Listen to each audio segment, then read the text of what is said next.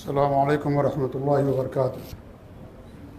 الحمدللہ رب العالمین والعاقبۃ للمتقین ولا عدوان الا علی الظالمین واشهد ان لا الہ الا اللہ وحدہ لا شریک لہ الہ الاولین والآخرین واشهد ان محمدا عبدہ ورسولہ المبعوث رحمۃ للعالمین صلوات اللہ وسلامہ علیہ وعلی آلہ وعلی اصحابہ ومن اهتدى بهديه واستنى بسنته الى يوم الدین وبعد۔ اس سے پہلے کئی بار یہ بات آ چکی ہے کہ یوم آخرت پر ایمان لانے میں موت اور اس کے بعد آنے والے تمام مراحل، واقعات اور احداث پر ایمان لانا ضروری ہے۔ صرف اتنا ایمان کافی نہیں ہے کہ ایک دن قیامت آئے گی، دنیا ختم ہو جائے گی۔ دنیا ختم ہونے کے بعد کیا چیزیں پیش آئیں گی، کن کن مراحل سے انسانوں کو گزرنا پڑے گا، کون کون سی چیزیں واقع ہوں گی، ان تمام چیزوں پر بھی ایمان لانا ضروری ہے۔ جیسے ہم کہتے ہیں کہ قرآن پر ایمان ضروری ہے، تو قرآن پر ایمان لانے کا کیا مطلب ہے؟ قرآن پر ایمان لانے میں بہت ساری چیزیں شامل ہیں، جیسے قرآن اللہ کی آخری کتاب ہے، محفوظ ہے، قیامت تک باقی رہے گی، اور ساری آسمانی کتابوں کی ناسخ ہے، اس کے اندر نہ تبدیلی ہوئی ہے نہ تبدیلی ہو سکتی ہے۔ اللہ رب العالمین نے اس کی حفاظت کی ذمہ داری لے لی ہے، تمام چیزیں اس کے اندر شامل ہیں۔ ایسے یہ بھی ہے کہ آخرت پر جو ایمان ہے، صرف اتنا ایمان کی دنیا ختم ہو جائے گی، اس کے بعد کیا ہوگا، اس پر انسان کا ایمان نہ ہو تو حقیقت یہ ہے کہ وہ مومن نہیں ہے۔ موت کے بعد جتنے بھی مراحل ہیں، جو بھی واقعات رونما ہوں گے، ان تمام چیزوں پر ایمان لانا ایک مسلمان کے لیے ضروری ہے۔ انہی چیزوں کا ذکر آپ لوگوں کے سامنے ہو رہا ہے۔ اس سے پہلے بہت ساری باتیں بتائی گئی، آج بھی ایک ایسی چیز کا ہم ذکر کریں گے جس کے بارے میں جو سلف صالحین کے عقیدے اور منہج پر نہیں ہیں، وہ لوگ اس کا انکار کرتے ہیں، اور وہ ہے میزان، کہ قیامت کے دن اللہ رب العالمین میزان نصب کرے گا۔ میزان کہتے ہیں ترازو کو، جس کے اندر چیزیں وزن کی جاتی ہیں، تولی جاتی ہیں، اس کو میزان کہا جاتا ہے۔ اور جب قیامت کے دن کے تعلق سے میزان کا ذکر ہوتا ہے تو اس کا مفہوم اور مطلب یہ ہوتا ہے کہ قیامت کے دن اللہ رب العالمین ایک حقیقی میزان، جس کے دو پلڑے ہوں گے، اس میزان کو اللہ رب العالمین نصب کرے گا، جس میں بندوں کے اعمال تولے جائیں گے، ان کے جو دواوین ہیں، رجسٹر ہیں، ان کو بھی تولا جائے گا، اور ضرورت پر بندوں کو بھی، انسان کو بھی تولا جائے گا اس کے اندر۔ اور جس کا پلڑا نیکی والا بھاری ہو جائے گا، وہ جنت کا حقدار ہوگا، اور جس کا پلڑا نیکی اور برائی کا برابر ہو جائے گا، اب اس میں دو قسم کے لوگ رہیں گے۔ کچھ تو ایسے ہوں گے جن پر اللہ تعالیٰ کا فضل ہوگا اور وہ سیدھے جنت کے اندر چلے جائیں گے، اور کچھ ایسے لوگ ہوں گے جنہیں آراف میں رکھا جائے گا۔ آراف یہ جنت اور جہنم کے درمیان ایک جگہ کا نام ہے۔ انہیں جنت کی خوشبودار ہوائیں بھی ملیں گی، اور جہنم کی گرمی بھی ان کو ملے گی، جن کی نیکیاں اور جن کے برائیاں برابر ہوں گی۔ لیکن بعد میں اللہ رب العالمین ان پر رحم کرتے ہوئے اس علاقے کو فنا کر دے گا، اور پھر سارے کے سارے لوگ جنت کے اندر چلے جائیں گے۔ یہ دوسرے قسم کے لوگ ہوں گے۔ تیسرے وہ لوگ ہوں گے جن کی برائی کا پلڑا بھاری ہوگا۔ اب اس میں بھی کئی قسم کے لوگ ہوں گے۔ اگر وہ موحد ہیں اور وہ مومن ہیں، اللہ تعالیٰ کے ساتھ انہوں نے شرک نہیں کیا ہے، اللہ پر ایمان لانے والوں میں سے ہیں، تو ایسے لوگوں کو اللہ رب العالمین یا تو پہلے ہی جنت میں داخل کر دے ان پر رحم کرتے ہوئے، اور ان کے گناہوں کو معاف کر دے، یا تو ایسا ہو سکتا ہے کہ اللہ رب العالمین، اللہ کی مشیت کہ اللہ ان کو معاف نہ کرے اور انہیں جہنم میں داخل کر دے، اور جہنم میں داخل ہونے کے بعد سزا جو اللہ نے مقرر کی ہوگی، وہ سزا ملنے کے بعد اللہ تعالیٰ ان کو جنت کے اندر لے کر کے آئے گا، لیکن اس شرط کے ساتھ کہ انہوں نے شرک نہ کیا ہو، اور اگر شرک کیے ہوں تو توبہ کر لیا ہو، کیونکہ توبہ تمام گناہوں کو مٹا دیتا ہے، شرک ہو یا جو بھی گناہ ہو، تمام گناہوں کو اللہ تعالیٰ شرک سے مٹا دیتا ہے۔ اللہ کے رسول صلی اللہ علیہ وسلم کی حدیث التائب من الذنب کمن لا ذنب لہ، جو انسان توبہ کر لیتا ہے گناہوں سے، ایسا ہو جاتا ہے جیسا کہ اس نے گناہ کیا ہی نہیں۔ لیکن توبہ کا مطلب کیا ہے؟ توبہ کا مطلب وہ نہیں جو عام طور پر ہم اور آپ سمجھتے ہیں یا لوگ سمجھتے ہیں کہ ہم نے ایک دو بار زبان سے کہہ دیا توبہ توبہ، معافی معافی معافی، اللہ تعالیٰ معافی، معاف کر دے معاف کر دے، تو ہم سمجھیں کہ ہمارا گناہ معاف ہو گیا، ہماری توبہ قابل قبول ہوگی۔ توبہ نہیں ہے، توبہ ایک عمل ہے، ایک عبادت ہے، توبہ کی شروط ہیں، وہ شرطیں جب پائی جائیں گی تب توبہ آپ کی متحقق ہوگی، تب توبہ آپ کی مانی جائے گی۔ جیسے وضو ہے، وضو کی شرطیں ہیں، جب ان تمام چیزوں کو آپ کریں گے تب آپ کا وضو مکمل ہوگا۔ اگر آپ نے وضو کیا، چہرے کو نہیں دھلا، کان میں مسح نہیں کیا، سر کے مسح نہیں کیا، یا پاؤں کو نہیں دھلا، یا کچھ حصہ آپ نے چھوڑ دیا، پانی نہیں پہنچایا، تو آپ کا وضو نہیں ہوگا۔ حتیٰ کہ ایک روپیے سکے کے برابر بھی اگر کہیں پانی نہیں پہنچا تو آپ کا وضو مکمل نہیں ہوگا، اور جب وضو نہیں ہوگا تو آپ کی نماز نہیں ہوگی۔ یہ شرطیں ہیں کہ آپ کا ہاتھ پاؤں پورے جہاں تک دھلنا ضروری ہے، پانی پہنچنا ضروری ہے۔ اگر نہ پہنچے تو انسان کا وضو نہیں ہوگا۔ تو اسے توبہ بھی ہے، جیسے نماز کی شرطیں ہیں اسے توبہ کی بھی شرطیں ہیں۔ توبہ کی شرط یہ کہ انسان گناہ کو فوراً چھوڑ دے، گناہ پر، دوسری شرط یہ گناہ پر ندامت ہو، تیسری شرط یہ کہ عزم ہو اس کا پختہ کہ وہ دوبارہ گناہ نہیں کرے گا، چوتھی شرط یہ کہ بندوں سے متعلق حقوق ہے تو واپس کر دے، دنیا میں تلافی کر لے، معافی مانگ لے جا کر کے، اور اس کے حق کو واپس کر دے۔ تو یہ ساری شرطیں ہیں توبہ کی۔ توبہ یہ نہیں کہ توبہ توبہ کہہ دیا ہم نے، استغفر اللہ استغفر اللہ، توبہ توبہ ہو گیا، گناہ وہی کرتے جا رہے ہیں، گناہ چھوڑ نہیں رہے ہیں ہم، اور یہ بھی دل میں ہے کہ موقع ملے گا تو ضرور کر لیں گے۔ تو یہ اگر چیزیں ہیں تو پھر توبہ بے معنی ہے، اس کا کوئی فائدہ نہیں ہے۔ تو جو توبہ کر لے سچی توبہ، توبۃ نصوح، خالص سچی توبہ، اخلاص کے ساتھ اور شرطوں کے ساتھ، تو اللہ تعالیٰ اس کے تمام گناہوں کو مٹا دیتا ہے، چاہے زمین و آسمان کے برابر گناہ کیوں نہ ہو، خطرناک سے خطرناک گناہ کیوں نہ ہو۔ اللہ تعالیٰ ہر گناہ کو، شرک سے بڑا کوئی گناہ نہیں ہے۔ جب اللہ تعالیٰ توبہ سے شرک معاف کر دیتا ہے تو ہر گناہ کو بھی اللہ تعالیٰ اس کے ذریعے معاف کر دے گا۔ تو توبہ ضروری ہے بڑے گناہوں کی مغفرت کے لیے۔ تو اس طریقے سے اگر اس شخص نے شرک نہیں کیا ہوگا یا شرک ہو گیا اس سے انجانے میں یا جان بوجھ کر کے، لیکن سچی اور خالص توبہ کر لی، پھر کبھی شرک اس نے نہیں کیا، تو اللہ رب العالمین اگر اسے سزا بھی دے گا جہنم میں ڈال کر کے، تو اللہ تعالیٰ اسے ضرور جنت کے اندر لے کر کے آئے گا۔ جو سزا اللہ نے مقرر کی ہوگی اتنی سزا پانے کے بعد ضرور جنت کے اندر آئے گا۔ موحدین پر ہمیشہ کے لیے جہنم حرام ہے۔ موحدین، متبعین، سلف صالحین کے عقیدے منحج پر چلنے والے، اگرچہ شرک کے علاوہ کتنے بڑے گناہ کا ارتکاب کر لیا ہو، ان کو اللہ تعالیٰ ضرور ایک دن جنت کے اندر لے کر کے آئے گا۔ ان کے اوپر ہمیشہ کے لیے جہنم حرام ہے، ہمیشہ جہنم کے اندر نہیں رہ سکتے۔ دوسرے وہ لوگ ہوں گے جنہوں نے شرک کیا ہوگا، ان کی نیکی کا پلڑا ہوگا ہی ان کے پاس۔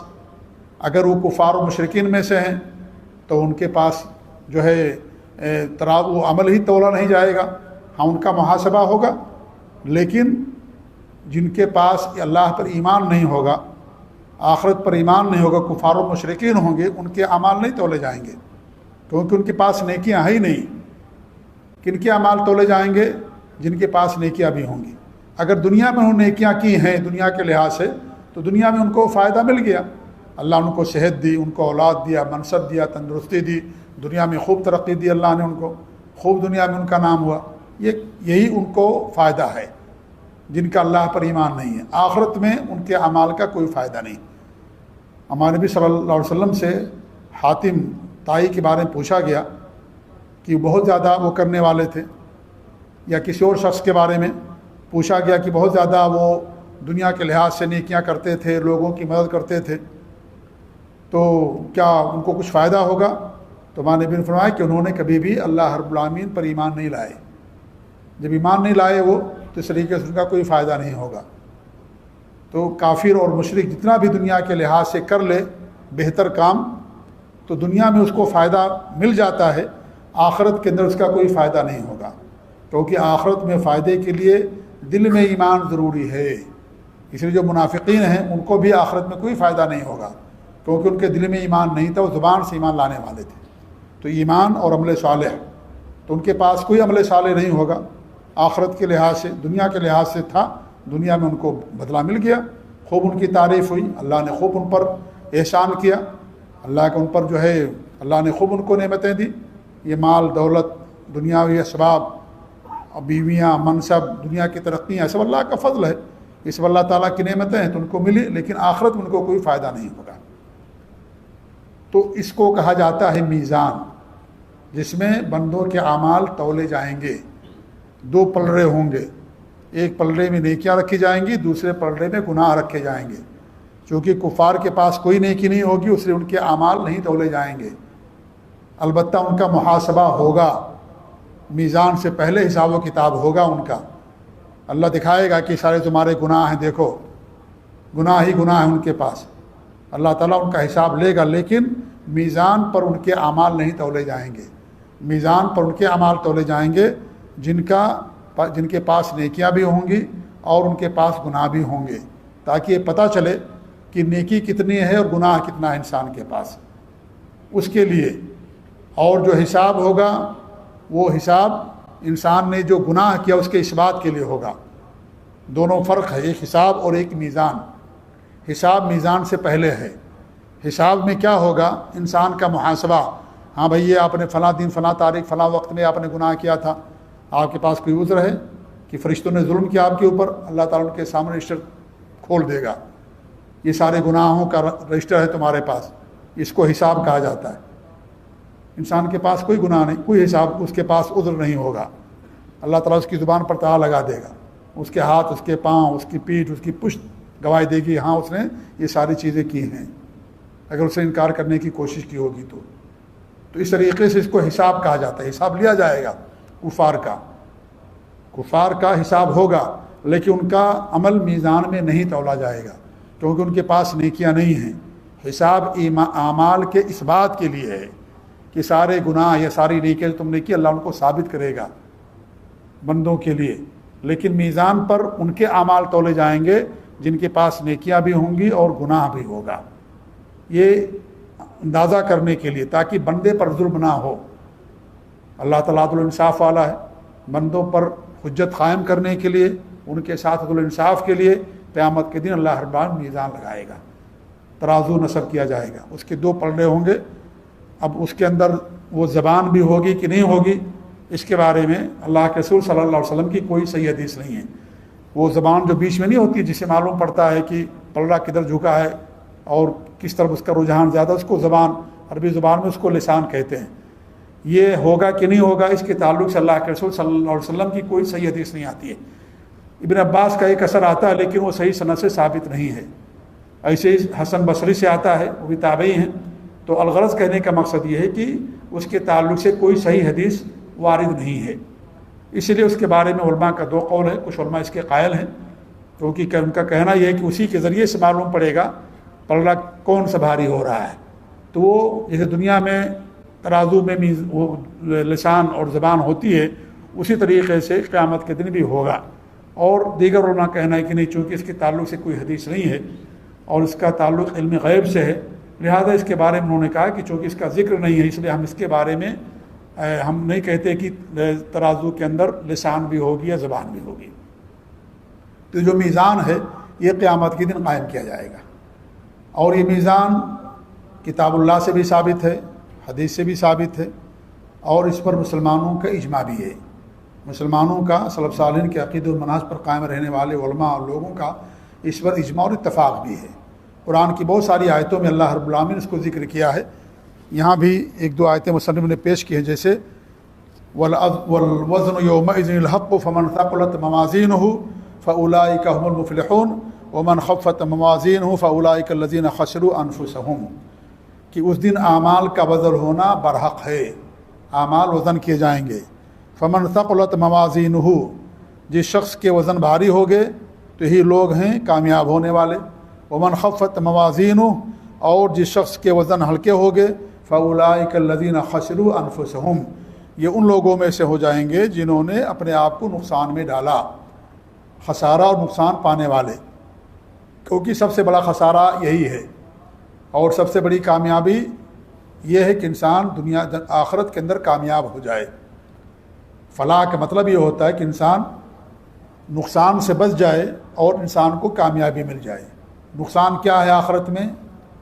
انسان کا ناکام ہو جانا اور اس طریقے سے جہنم کا حقدار ہو جانا، یہ سب سے بڑا خسارہ آخرت کے لیے۔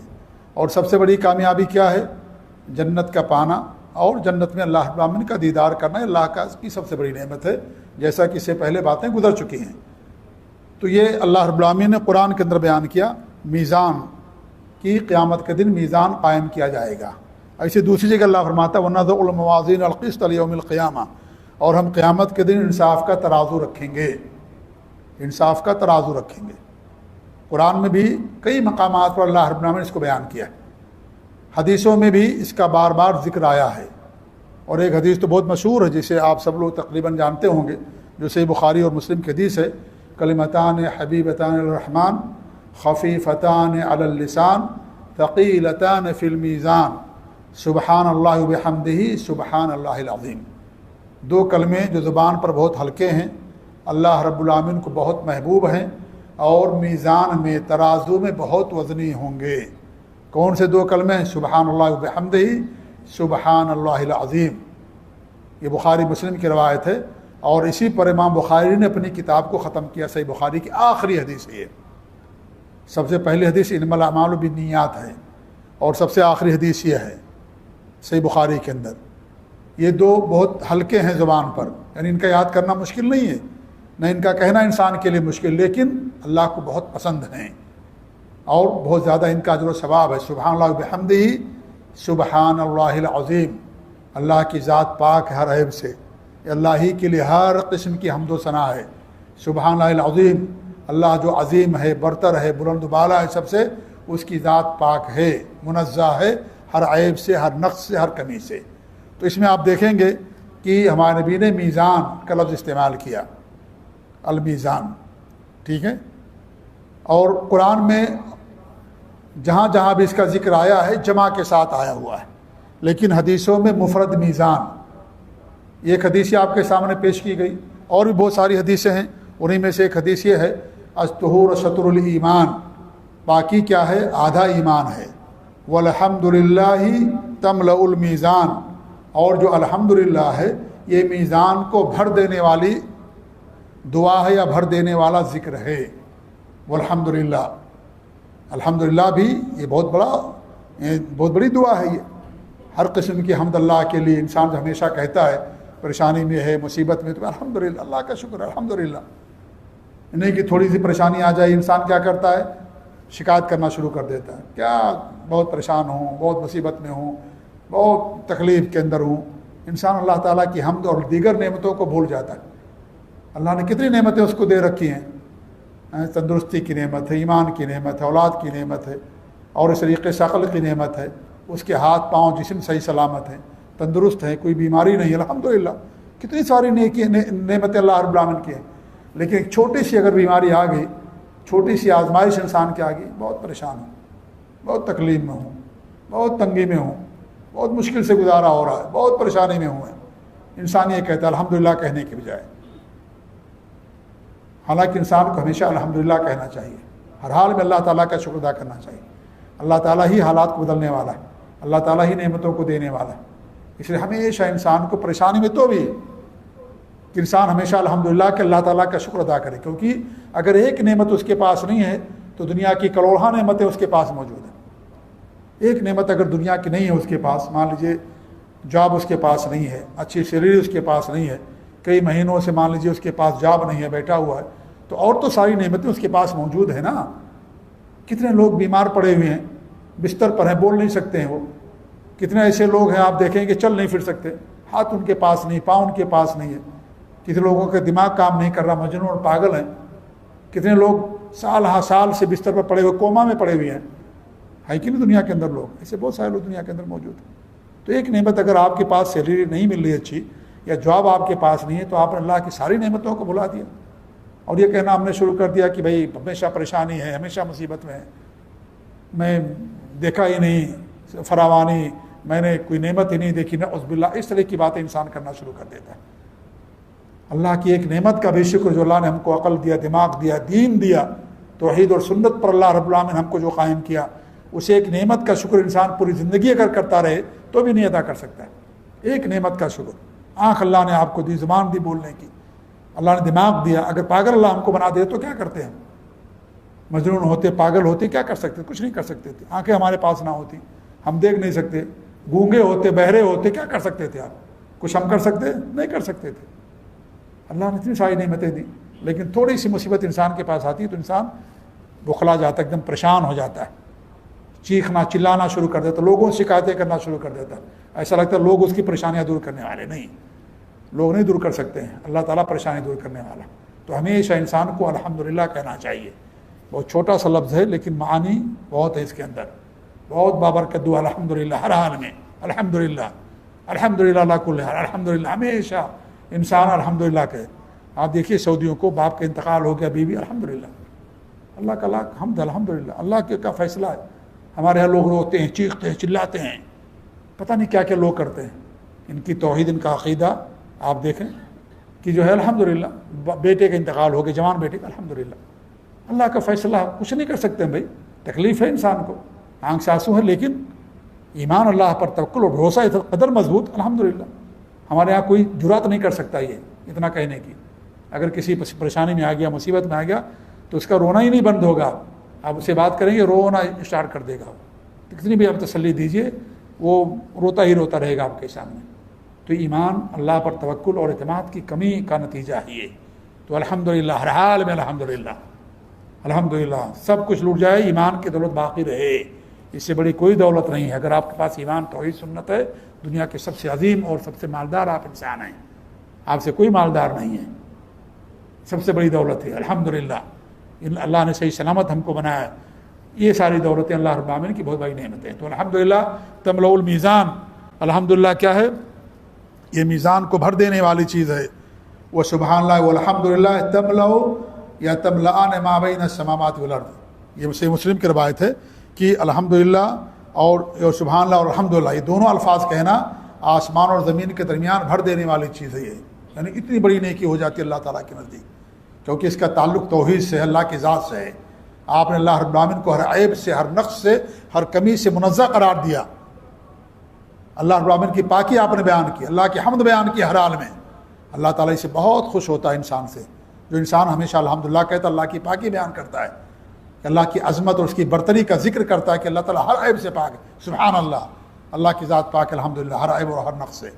تو یہ آسمان اور زمین کے اندر تمام چیزوں کو بھر دینے والی والصلاۃ نور، نماز نور ہے، یہ نماز نور ہے، اسی کے ذریعے سے روشنی ملے گی اندھیرے میں چلنے کے لیے قیامت کے دن، جس کے پاس نماز ہوگی۔ تو نماز بھی بہت اہم ترین عبادت ہے، بلکہ عبادتوں میں سب سے اہم عبادت ہے نماز۔ اللہ کی توحید اور اللہ پر ایمان کے بعد عبادت نماز، سب سے پہلے نماز کا حساب لیا جائے گا، عبادات میں سب سے پہلے نماز کا حساب لیا جائے گا۔ تو نماز یہ نور ہے، اس کے ذریعے سے روشنی ملتی انسان کو، دنیا بھی اللہ تعالیٰ اس کو روشنی عطا کرتا ہے، نماز پڑھنے والے کے لیے اللہ تعالیٰ اس کو لیے روشنی عطا کرتا ہے، پریشانیوں سے بچاتا ہے، مصیبتوں سے اللہ تعالیٰ اس کو بچاتا ہے جو نماز پر قائم رہتا ہے، اس کو حق اور باطل کے درمیان تمیز ملتی ہے، جو پابندی کے ساتھ نبی کی سنت اور طریقے کے مطابق نماز کو ادا کرتا ہے۔ وہ صدقۃ و برہان، صدقہ دلیل ہے، یہ اللہ پر ایمان کی، آپ کے ایمان کے سچ ہونے کی دلیل ہے۔ انسان کو اللہ تعالیٰ اگر موقع دے ضرور کو صدقہ کرنا چاہیے۔ صدقہ کے لیے ضروری کہ آپ لاکھوں دے، آپ اگر صدق دل سے اخلاص کے ساتھ 1 روپیہ بھی دیتے ہیں تو ہو سکتا ہے کہ لاکھوں کے برابر ہو یا اس سے زیادہ اللہ کے نزدیک اس کی اہمیت ہو، کیونکہ اس میں اخلاص دیکھا جاتا ہے صدقے کے اندر، تمام عبادات کے اندر۔ تو 1 روپیہ بھی اگر آپ صدقہ کرتے ہیں، آپ کو ضرورت ہے لیکن کسی اور کی ضرورت کو آپ نے مقدم کر دیا اپنی ضرورت پر، یا آپ کے اللہ پر سچے ایمان ہونے کی دلیل۔ وہ صدقہ کو صدقہ کیوں کہتے ہیں؟ اسی لیے کہا جاتا ہے کہ انسان سچائی کے ساتھ اسے اللہ کی راہ میں خرچ کرتا ہے، صدق سے ہے صدقہ، صدق سے صدقہ ہے یہ، سچائی کے ساتھ۔ تو یہ انسان کے ایمان کی سچائی کی دلیل ہوتی ہے جو انسان اللہ کی راہ میں خرچ کرتا ہے۔ وہ صبر و ضیاء، صبر ضیاء ہے، یہ ضیاء یعنی روشنی ہے، یہ جو اللہ رب العالمین عطا کرتا ہے، جو انسان صبر کرتا ہے مصیبتوں پر، اس لیے مومن کا معاملہ ہر حال میں خیر کے درمیان ہی ہوتا ہے. مصیبت پر صبر کرتا ہے تو اللہ تعالیٰ اجر دیتا ہے, اور اگر پریشان اور نعمت ملتی ہے اللہ کا شکر ادا کرتا ہے تو بھی اس کو اللہ تعالیٰ اجر دیتا ہے. اور یہ مومن کے لیے ہے اور کسی اور کے لیے نہیں ہے, کسی کافر کے لیے, کسی منافق کے لیے. یہ اللہ رب العالمین پر ایمان نہ لانے والوں کے لیے نہیں ہے, یہ ایمان والوں کے لیے ہے کہ ہر حال میں ان کا معاملہ اجر کے اور خیر کے درمیان ہی ہوتا ہے. اب کیا ہوگا دنیا کے اندر؟ دو ہی چیز ہوگی, یا تو آپ کو نعمت ملے گی یا تو پریشانی و مصیبت میں ہوں گے. پریشانی میں ہے تب بھی صبر ہے, اللہ کا شکر ہے, اللہ کی حمد ہے, اور اگر نعمت ہے تو بھی اللہ تعالیٰ کا شکر, کیونکہ اللہ نے دیا ہے, اللہ کی طرف سے یہ چیز ہم کو ملی ہوئی ہے. تو ہر حال میں ایک مومن کا معاملہ خیر اور اجر کے درمیان ہوتا ہے, اور یہ مومن کے لیے والقرآن حجت لکم او علیک, والقرآن حجت لک او علیک, قرآن تمہارے لیے دلیل ہو گیا, تمہارے خلاف دلیل ہوگا. تمہارے لیے دلیل کب ہوگا؟ جب قرآن کے مطابق عمل ہوگا. اور ہمارے خلاف کب دلیل ہوگا؟ جب ہم قرآن پڑھیں گے لیکن اس پر عمل نہیں کریں گے.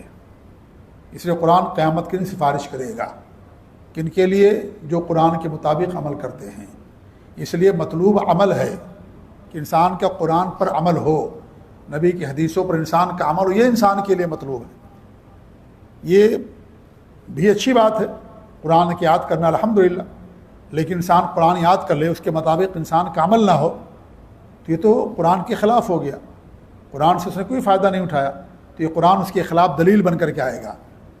قرآن کہے گا کہ یہ پڑھتا تو تھا لیکن عمل نہیں کرتا تھا, قرآن کی آیتیں گزرتی تھی اس کے سامنے سے لیکن عمل نہیں کرتا تھا, تو قرآن اس کے خلاف گواہی دے گا قیامت کے دن.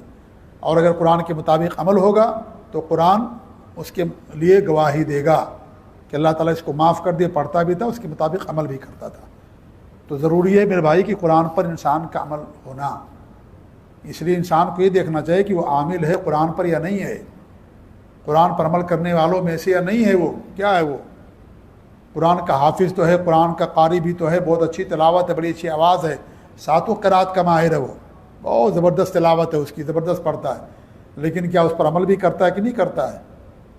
اگر عمل نہیں ہے تو قرآن اس کے خلاف گواہی بن کر کے آئے گا, اس کے خلاف حجت بن کر کے آئے گا. یہ پڑھنا اور اس پر عمل کرنا اور اس کو یاد کر لینا کوئی فائدہ اس کے لیے قیامت کے دن نہیں ہوگا.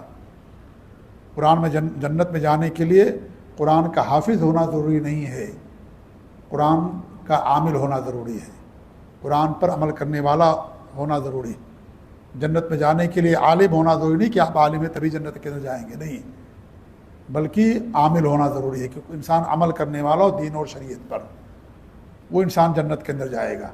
تو قرآن ہمارے خلاف گواہی بن کر بھی آ سکتا ہے اگر ہمارا اس پر عمل نہیں ہوا. آج دنیا میں ہزاروں آپ کو اس سے ملیں گے حفاظ, کروڑوں کی تعداد میں جو قرآن کے حافظ ہیں, اور جو ہے بہت زبردست ان کو قرآن یاد ہے.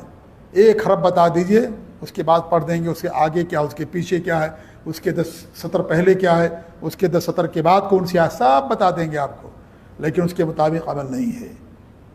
جا کر کے قبروں پر سجدے کرتے ہیں, شرک کرتے ہیں, تعویذ گنڈا بناتے ہیں, غیر اللہ کی قسمیں کھاتے ہیں, غیر اللہ کے نام نذر و نیاز پیش کرتے ہیں. قرآن سینے کے اندر ہے لیکن اللہ تعالیٰ کے ساتھ شرک ہوتا ہے, اس کا کوئی فائدہ نہیں, قرآن کے خلاف گواہی بن کر کے آئے گا. یہ گناہ پر گناہ ہے. یہ دلیل کے بعد بھی, بینہ آنے کے بعد بھی انسان کا گمراہی میں ہو جانا. ایک انسان ایسا جس کو نہیں معلوم ہے, اللہ تعالیٰ ہو سکتا ہے اس کو معاف کر دے, لیکن انسان کو معلوم ہونے کے باوجود بھی, تو علم ہونے کے باوجود بھی گمراہ ہو جاتے ہیں ایسے لوگ کہ قرآن کا علم ہے ان کے پاس, حدیثوں کا علم ہے, لیکن اللہ تعالیٰ کے ساتھ شرک کرنے والے. تو قرآن کا حافظ یہ ضروری کہ جنت کے اندر جائے, یہ عالم جنت کے اندر جائے, یہ امام جنت کے اندر جائے, یہ نہیں ضروری ہے.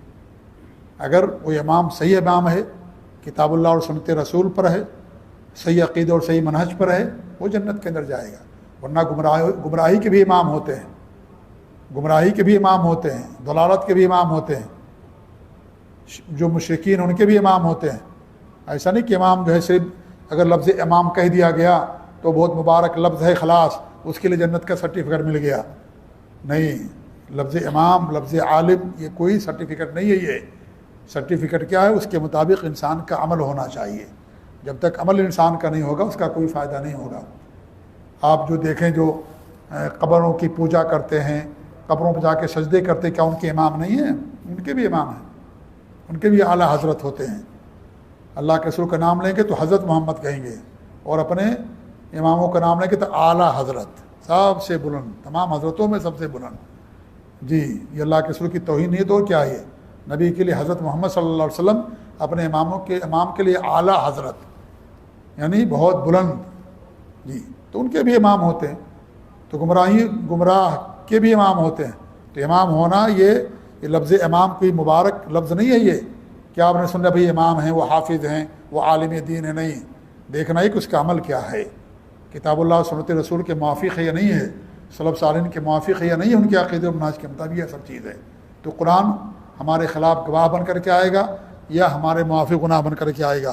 کل الناس یغدو فبائع نفسہ فمعتقھا او موبقھا، ہر انسان صبح کرتا ہے اور اپنی جان کا سودا کرتا ہے، یا تو اسے ہلاک کر دینے والا ہے یا تو اس کو آزاد کر دینے والا ہے۔ اگر گناہ کریں گے تو ہلاک کر دینے والے اپنی جان کو، اپنی ذات کو، اگر نیکیاں کرنے والے تو اس کو آزاد کر دینے والا، کس سے؟ جہنم سے، اللہ کے عذاب سے، اللہ کی عقاب اور پکڑ سے آزاد کر دینے والے۔ تو یہ حدیث جو میں نے پوری پیش کی، صحیح مسلم کی روایت ہے، اصل مدعا اور مقصد یہ ہے، اور اس کی شاہد یہ کہ اس حدیث میں نبی صلی اللہ علیہ وسلم نے میزان کا ذکر کیا ہے کہ الحمدللہ تملأ المیزان، کی جو الحمدللہ ہے یہ میزان کو بھر دینے والی چیز ہے۔ ایسے اللہ کے رسول صلی اللہ علیہ وسلم کی حدیث ابو داؤد کی صحیح روایت ہے، امام البانی نے اس کو صحیح قرار دیا ہے کہ ما وضع فی المیزان شیء اثقل من حسن الخلق، کہ میزان کے اندر حسن خلق سے کوئی وزنی چیز نہیں رکھی جائے گی یا نہیں ہوگی۔ ان اللہ لا یبغض الفاحش البذیء، اللہ رب العالمین فحش گو کو، بد کلام کو، بد زبان سے نفرت کرتا ہے۔ الفاحش کہتے ہیں فحش گو، فحش باتیں کرنے والا، زبان سے گندی باتیں کرنے والا، اور بد زبان، گالی دینے والا، بد کلامی کرنے والا، اور لڑائی جھگڑے پر اتر جانے والا، البذیء، چیخ چیخ کر کے، چلا کر کے بات کرنے والا، اور ناشائستہ باتیں کرنے والا، ایسے لوگوں کو اللہ تعالیٰ نفرت کرتا ہے، ایسے لوگوں سے ناپسند کرتا ہے۔ تو ہمارے نبی فرماتے ہیں کہ حسن خلق سے بہتر کوئی چیز میزان کے اندر وزنی نہیں رکھی جائے گی، اور یہاں حسن خلق سے اللہ تعالیٰ کے ساتھ حسن خلق مراد ہے، اور ساتھ ہی ساتھ بندوں کے ساتھ بھی، کیونکہ حسن اخلاق کا دو پہلو ہے، ایک پہلو اللہ تعالیٰ کے ساتھ ہے، اور حسن اخلاق یہ ہے اللہ رب العالمین کے ساتھ کہ انسان اللہ پر اس کا ایمان ہو، اللہ کے قضا اور قدر پر راضی ہو، وہ قضا اور قدر پر راضی ہو وہ، اور اس طریقے سے اللہ پر سچا ایمان ہو اس کا، اور خالص اللہ کی بات کرنے والا ہو، اللہ تعالیٰ کے ساتھ شرک نہ کرنے والا ہو، مصیبتوں پر صبر کرنے والا ہو، نعمتوں پر اللہ تعالیٰ کا شکر ادا کرنے والا ہو۔ یہ ساری چیزیں اللہ تعالیٰ کے ساتھ حسن اخلاق میں آتی ہیں، کیونکہ اللہ تعالیٰ ہمارے حسن اخلاق کا سب سے زیادہ مستحق ہے، اور اللہ تعالیٰ کے ساتھ حسن اخلاق یہ ہے کہ اللہ پر کامل ایمان۔ اس لیے ہمارے نبی نے ایک حدیث میں کیا فرمایا؟ اکمل المؤمنین ایمان احسنہم اخلاقا، کامل ایمان والے اچھے اخلاق والے، اچھے اخلاق کو ایمان قرار دیا۔ تو اللہ تعالیٰ کے ساتھ اچھا اخلاق کیا ہے؟ اللہ رب العالمین پر ایمان، خالص اللہ تعالیٰ کی عبادت، اللہ تعالیٰ کے ساتھ شرک سے بچنا، خالص اتباع سنت، بدعات سے پرہیز اور اجتناب، یہ تمام چیزیں اللہ رب العالمین پر خالص ایمان میں داخل ہیں، حسن اخلاق میں داخل ہیں۔ تو اللہ تعالیٰ کے ساتھ حسن اخلاق، جیسے حیا ہوتی ہے نا، شرم، حیا صرف بندوں کے ساتھ نہیں ہوتی ہے، سب سے بڑی حیا اللہ تعالیٰ کے ساتھ ہونا چاہیے، کہ ایک انسان گناہ کرے، اللہ تعالیٰ سے حیا کرے کہ کیسے اللہ تعالیٰ کی نگاہوں کے سامنے گناہ کر رہا ہے، اللہ تعالیٰ پر ایمان بھی رکھتا، شرک کیسے کرتا اللہ رب العالمین کے ساتھ، یہ سب سے بڑی بے حیائی ہے۔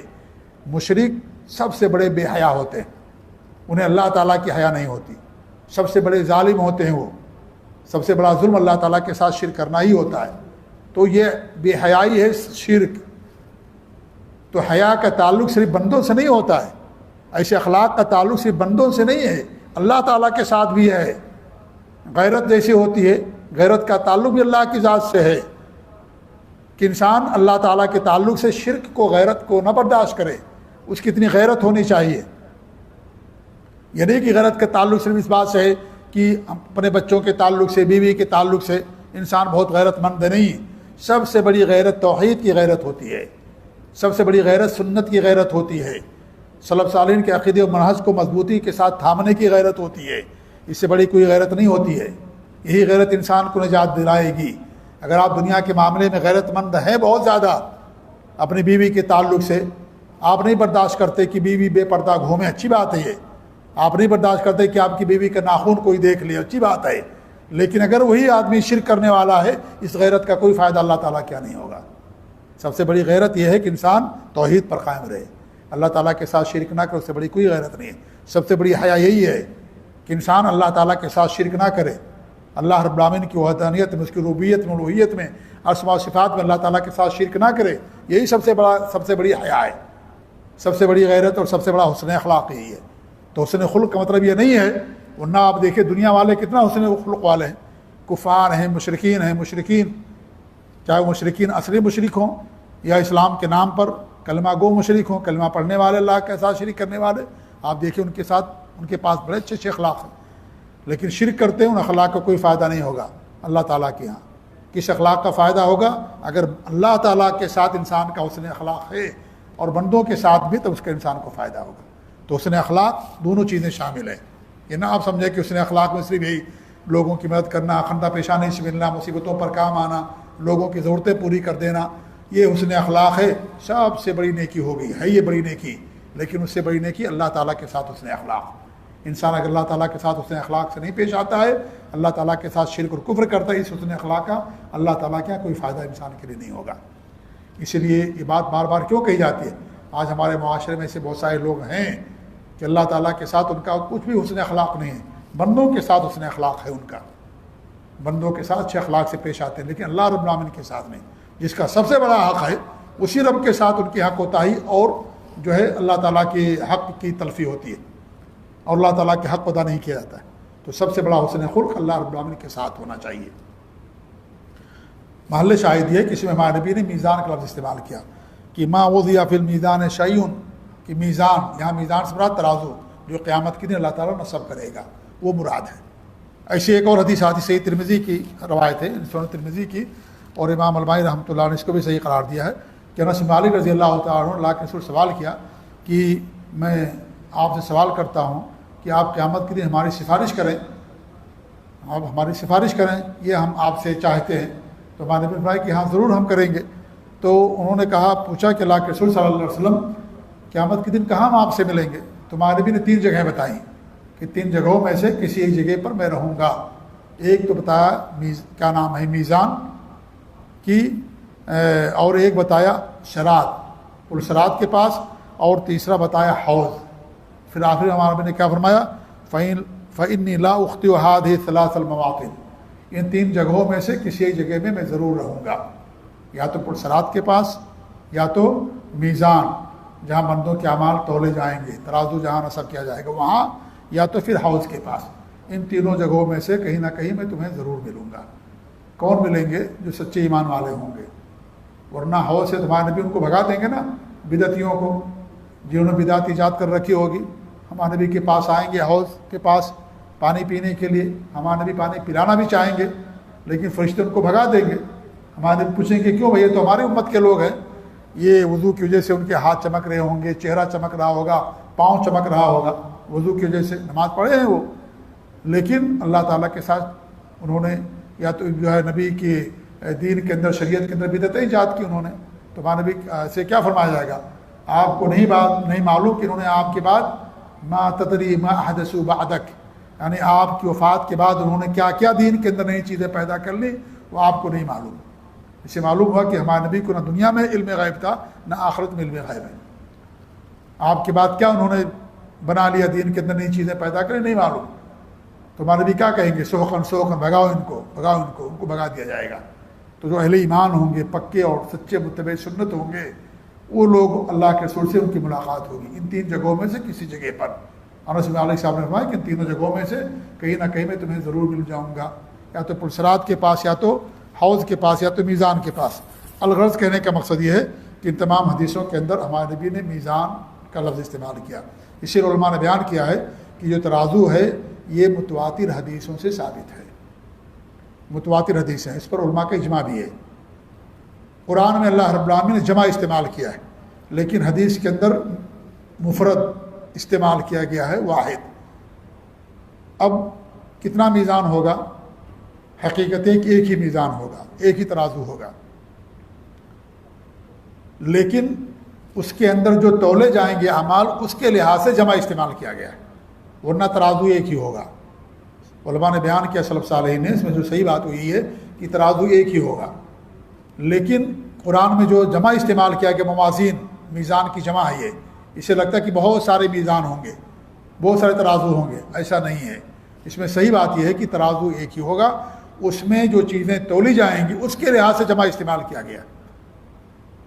انسان کے اعمال ہوں گے، سارے بندوں کے اعمال جو ہوں گے ان کے تولے جائیں گے، البتہ وہ جو انبیاء ہیں اور اس طریقے جو صدیقین ہیں، جو شہداء، ان کو چھوڑ کر کے ان کا اس لیے نہیں تولا جائے گا، ان کے پاس نیکیاں ہی نیکیاں ہیں، اور کفار کا اس لیے نہیں تولا جائے گا کیونکہ ان کے پاس نیکیاں ہی نہیں، ان کی بھی ضرورت نہیں تولنے کی، اور انبیاء کی بھی ضرورت نہیں ہے، شہداء کی بھی ضرورت نہیں ہے، لیکن وہ شہداء جو حقیقی شہداء ہیں، صدیقین کی ضرورت نہیں ہے تولے جانے کی، کیوں؟ اس لیے کہ ان کے پاس نیکیاں زیادہ ہیں۔ تو کن کے تولے جائیں گے؟ اہل ایمان کے، جن کے نیکیاں بھی ہیں اور برائیاں بھی ہیں، اچھائیاں بھی ہیں، گناہ بھی ان کے پاس ہیں، ان کے تولے جائیں گے۔ کفار کے اس لیے نہیں تولے جائیں گے، اس کی ضرورت ہی نہیں ہے۔ تو یہاں پر جو تولا جائے گا اس کے لحاظ سے جمع استعمال کیا گیا، ورنہ میزان کیا ہوگا؟ ایک ہی ہوگا، اور یہ میزان حقیقی ہوگا، حسی ہوگا۔ جسے حسی مطلب سمجھتے ہیں نا، حسی یعنی نظر آنے والی چیز، ایسا نہیں کہ ایک معنوی چیز ہے، جیسے انسان حیا، شرم نظر آتی ہے آپ کو؟ نہیں نظر آتی ہے۔ روح انسان کو نظر آتی ہے؟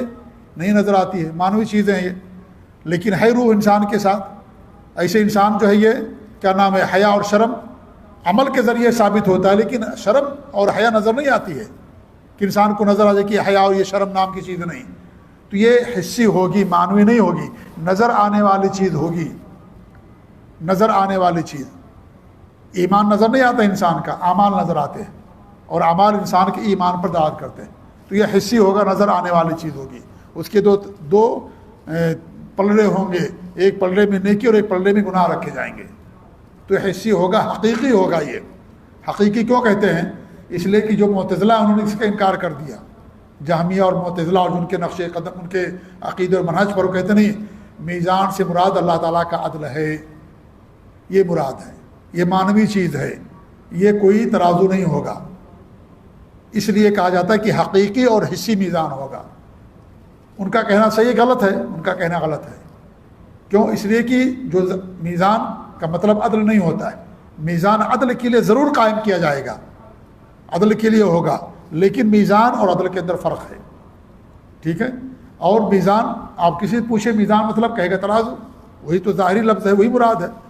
اور ان کا یہ کہنا ظاہری لفظ کے خلاف، نمبر ایک۔ نمبر دو، اللہ تعالیٰ تو عدل والا، انصاف والا ہی ہے۔ اللہ اگر یہاں عدل مراد ہے تو عدل اللہ کو کہنا چاہیے، میزان تو اللہ کو نہیں کہنا چاہیے۔ نبی کی حدیث ہیں کہ تولے جائیں گے اعمال، تو یہ قرآن و حدیث کے بھی خلاف ہے، ظاہری الفاظ کی بھی خلاف ہے، ظاہری الفاظ کے بھی خلاف ہے، اور یہ سلف صالحین کا جو عقیدہ اور منہج اس کے بھی خلاف ہے، اور قرآن و حدیث کے بھی خلاف ہے۔ لہذا اللہ رب العالمین نے خود قرآن میں حکم دیا، ان اللہ یأمر بالعدل والاحسان، اللہ تعالیٰ عدل و انصاف کا حکم دیتا ہے، تو عدل انصاف تو ہوگا ہی، عدل و انصاف ہی کے لیے اللہ تعالیٰ ترازو قائم کرے گا، لیکن ترازو ہوگا۔ تو ان کا کہنا غلط ہے، یہ سلف صالحین کی اجماع کے بھی خلاف ہے ان کا کہنا، لہذا یہ ان کا قول کیا ہے؟ باطل ہے۔ یہاں ایک سوال یہ پیدا ہوتا ہے کہ بھئی جو عمل ہے، نظر آنے والی چیز نہیں ہے، تو اس کو کیسے تولا جائے گا؟ ایک سوال پیدا ہوتا ہے نا، تو اس کا جواب ہے کہ دیکھیے، یہ آخرت ہے، علم الغیب ہے، اس کو دنیا پر قیاس نہیں کر سکتے ہیں، اس کی ساری کیفیت کو بیان بھی نہیں کیا جا سکتا ہے، اس کی تمام چیزوں کو بیان بھی نہیں کیا جا سکتا، نہ ساری کیفیت بیان کی جا سکتی ہے۔ اللہ رب العالمین ہر چیز پر قادر ہے۔ اللہ تعالیٰ اس کو جسم دے دے گا، اعمال کو جسم کی شکل میں ہو جائے گا، ایسی چیز جو جیسے دفتر ہوتا نہیں، یہ جیسے مان لیجیے کتاب ہے، اب اس میں ساری چیزیں لکھی ہوئی ہیں، اب آپ اس کو ترازو پر رکھ سکتے ہیں، ایسے اللہ رب العالمین قیامت کی دفتر حاضر کرے گا، دفتر ہوگا، اس کے اندر سارے گناہ اور ساری نیکیاں لکھی ہوں گی، اس کو اللہ تعالیٰ حاضر کرے گا، وہ ساری چیزیں ہوں گی، تو اللہ تعالیٰ اب ہمارے اعمال کو جسم دے دے گا، یعنی حص ہوگی اس میں، اور اس کو آپ تول سکتے ہیں، ایسا ہوگا۔ جیسے بخاری کی حدیث ہے، مسلم کی حدیث وغیرہ آتی ہیں کہ موت یہ بھی تو نظر نہ آنے والی چیز ہے نا، لیکن جب دنیا ختم ہو جائے گی، فنا ہو جائے گی، جنتی جنت کے اندر چلے جائیں گے جن کو جانا رہے گا، اور جہنمی جہنم کے اندر چلے جائیں گے، اب اس کے بعد کسی کو نہ جہنم سے نکالا جائے گا، ساری چیزیں جب ہو جائیں گی تو اللہ تعالیٰ موت کو لے کر کے آئے گا، موت کو دمبے کی شکل میں، اور اسے جنت اور جہنم کے بیچ میں ذبح کر دے گا، اور اعلان کر دیا جائے گا اب کسی کے لیے موت نہیں ہے، فنا نہیں آئی۔ اللہ تعالیٰ اس موت کو دمبے کی شکل دے دے گا۔ ایسے ہمارے اعمال کو اللہ تعالیٰ رجسٹر کی شکل دے دے گا، دیوان کی شکل دے دے گا، اور اس کو باقاعدہ وزن کیا جائے گا، جیسے موت کو دمبے کی شکل دے دے۔ حالانکہ موت نظر آنے والی چیز نہیں ہے۔ کوئی موت دیکھا اپنی آنکھ سے؟ ہاں، کیسی ہوتی موت؟ سفید، کالی، گوری، کیسی موت؟ کوئی دیکھا ہے؟ نہیں دیکھا انسان، لیکن اللہ تعالیٰ قیامت کے دن اسے جسم دے دے گا دمبے کی شکل، اور اسے ذبح کر دیا جائے گا۔ یہاں کچھ لوگ غلطی کر جاتے، کہتے ہیں کہ موت کے فرشتے کو ذبح کیا جائے گا۔ نہیں، موت کا فرشتہ نہیں ذبح کیا جائے گا۔ موت کا فرشتہ تو اچھا کام کر رہا ہے، اللہ کے حکم ہی کی تعمیل کر رہا ہو۔ کس کو ذبح کریں گے؟ موت کو، کہ اب جنت والوں کو کہا جائے گا اب تمہارے لیے ہمیشگی ہے، اور جہنمیوں سے کہا جائے گا اب تمہارے لیے ہمیشگی ہے نہ، اب کوئی سب اپنی اپنی جگہوں پر ہمیشہ رہیں گے۔ تو اللہ رب العالمین قیامت کے دن کیا کرے گا؟ اس کو جسم دے دے گا، اسے اعمال کو بھی اللہ تعالیٰ جسم دے دے گا۔ تو اس سے معلوم ہوا کہ یہ جو ہے حقیقی اور حصی ہے، اور اعمال قیامت کے تولے جائیں گے۔ مصنف رحمۃ اللہ علیہ اس کے بارے میں فرماتے ہیں فتح سب الموازین و فتح بہا اعمال العباد۔ میزان جمع استعمال کیا انہوں نے، لیکن جمع اس لیے استعمال کیا گیا کیونکہ بندوں کے اعمال کے لحاظ سے کہ ترازو نصب کیے جائیں گے، فتح بہا اعمال العباد، بندوں کے اعمال کو وزن کیا جائے گا۔ پھر آگے فرماتے ہیں فمن ثقلت موازینہ فاولئک هم المفلحون، جس کے ترازو بھاری ہو جائیں گے، پلڑے بھاری ہو جائیں گے، فاولئک هم المفلحون، یہ کامیاب ہو گیا۔ یہ کیا ہو گیا؟ کامیاب ہو گیا، پل صراط کو بھی پار کر جائے گا۔ ومن خفت موازینہ، اور جس کا پلڑا ہلکا ہو گیا، فاولئک الذین خسروا انفسهم فی جہنم خالدون، یہی وہ لوگ ہیں جنہیں نقصان پہنچایا، جنہوں نے اپنے آپ کو نقصان پہنچایا، اور وہ جہنم میں ہمیشہ رہیں گے۔ جن کا پلڑا کیا ہوگا؟ ہلکا ہو جائے گا، جن کا پلڑا ہلکا ہو جائے گا۔ اور یہ بات میں نے شروع میں بیان کی کہ اس میں کئی قسم کے لوگ ہوں گے جن کا پلڑا ہلکا ہو جائے گا۔ اگر انہوں نے شرک نہیں کیا ہوگا تو اللہ تعالیٰ ہو سکتا ہے ان کو معاف کر دے، اور اللہ تعالیٰ ان کو جہنم میں داخل کر دے، اور اللہ تعالیٰ چاہے تو معاف نہ کرے، جہنم میں داخل کر دے، اور سزا پانے کے بعد اللہ ان کو جنت کے اندر لے کر کے آئے۔ لیکن توحید ہونا ضروری ہوگا، شرک سے بچنا ضروری ہوگا۔ اگر ان کے پاس شرک سے حفاظت نہیں، شرک کیا انہوں نے، شرک سے نہیں بچے، تو پھر اسی صورت میں وہ ہمیشہ میں جہنم کے اندر رہیں گے۔ تو جہنم کے اندر کون رہے گا ہمیشہ میں؟ جس نے اللہ تعالیٰ کے ساتھ شرک کیا ہوگا، اللہ کا کفر کیا ہوگا، یا نفاق ہوگا، یہی لوگ جہنم ہمیشہ رہیں گے۔ باقی جو اہل ایمان ہیں اور انہوں نے اگرچہ بڑے بڑے گناہ بھی کیے ہوں گے لیکن شرک نہیں کیا ہوگا، تو اللہ تعالیٰ ان کو ضرور جنت کے اندر لے کر کے آئے گا، کیونکہ اہل ایمان پر اور جنہوں نے شرک نہیں کیا، اللہ رب العالمین کے اوپر جہنم کو، یعنی ان پر ہمیشہ جہنم اللہ نے نہیں ان کے لیے رکھی ہے، کہ ہمیشہ جہنم کے اندر رہیں گے، اللہ تعالیٰ ان کو ضرور جنت کے اندر لے کر کے آئے گا۔ تو یہ میزان کا ذکر تھا جو قیامت کے دن اللہ رب العالمین نصب کرے گا عدل و انصاف کے لیے اور بندوں پر حجت قائم کرنے کے لیے، تاکہ کوئی یہ نہ کہہ سکے بھئی ہمارے پاس نیکیاں زیادہ تھیں، ہمارے پاس جو ہے یہ زیادہ تھا۔ تو اللہ رب العالمین پر حجت قائم کرنے کے لیے، اللہ تعالیٰ تو ہر چیز کا علم ہے، اللہ سب کے بارے میں جاننے والا ہے، لیکن اللہ رب العالمین حجت قائم کرنے کے لیے، جیسے اللہ نے دنیا کے اندر نبیوں کو بھیجا حجت قائم کرنے کے لیے۔ اللہ کو معلوم ہے کون جہنم میں جائے گا، لیکن اللہ نے ہم کو پیدا کیا تاکہ ہماری آزمائش کرے۔